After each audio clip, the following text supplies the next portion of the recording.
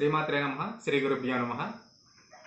రాజశ్రీ జ్యోతిర్వాస్తు కార్యక్రమంలో ఈ రోజున దిష్టి గుమ్మడికాయ కట్టడం వల్ల మనకి శుభాశుభాలు, అసలు ఆ దిష్టి గుమ్మడికాయ అనేది ఎక్కడ కట్టాలి అనేది దాని గురించి తెలుసుకుందాం. ముందుగా ప్రధానంగా ఏం చేస్తూ ఉంటారంటే, ప్రతి ఒక్కరూ దిష్టి గుమ్మడికాయ అనగానే సరే సింహద్వారానికి ఎదురుగా మధ్యలో, అంటే స్లాబ్కు మధ్యలో సింహద్వారానికి ఎదురుగా వేలాడదీస్తూ ఉంటారు. అది చాలా పొరపాటండి.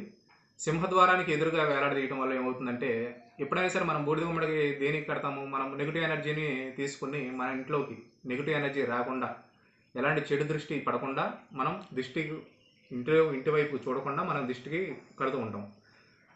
అదేమవుతుందంటే, గుమ్మడికాయ అది రిసీవ్ చేసుకుని డైరెక్ట్గా అది భూమిలోకి, అంటే గుమ్మడికాయ కట్టిన దగ్గర స్ట్రైట్గా భూమిలోకి దానిని పంపిస్తూ ఉంటుంది. మనం బయటికి లోపలికి వెళ్తున్నప్పుడు ప్రధాన ద్వారం నుంచి బయటికి లేదా ఇంటి లోపలికి వస్తున్నప్పుడు ఏం చేస్తామంటే, ఆ గుమ్మడికాయ కింద నుంచే మనం లోపలికి వెళ్తూ ఉంటాం, బయటికి వస్తూ ఉంటాం. అప్పుడు ఏమవుతుందంటే, నెగిటివ్ ఎనర్జీ తీసుకున్న గుమ్మడికాయ రిలీజ్ చేసిన నెగిటివ్ ఎనర్జీ ఏదైతే ఉంటుందో, మనం మళ్ళీ ఆ గుమ్మడికాయ కింద నుంచి వెళ్ళటం వల్ల అది మన మీదకే వచ్చి మళ్ళీ మన ఇంట్లోకే ఆ నెగిటివ్ ఎనర్జీ రావడం జరుగుతుంది.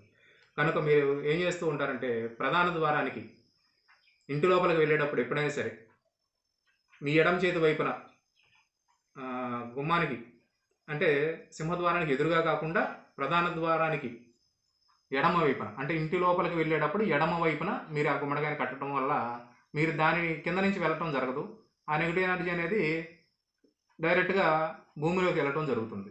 అలాగే చాలామంది యంత్రాలు, తంత్రాలు, తావిత్తులు అని చెప్పేసి తెచ్చుకుని ఇంటికి కడుతూ ఉంటారు.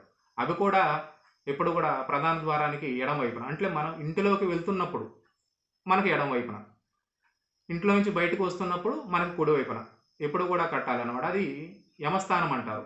సింహద్వారానికి యమస్థానం అంటారు దానిని. ఆ యమస్థానంలో ఈ నెగిటివ్ ఎనర్జీకి సంబంధించిన గుమ్మడికాయలు కానీ, యంత్రాలు కానీ కట్టడం వల్ల మన ఇంట్లోకి నెగిటివ్ ఎనర్జీ అనేది తొందరగా రాదు. అలాగే మన ఇంటికి శుభాశుభాలు కలిగిస్తూ ఉంటాయి.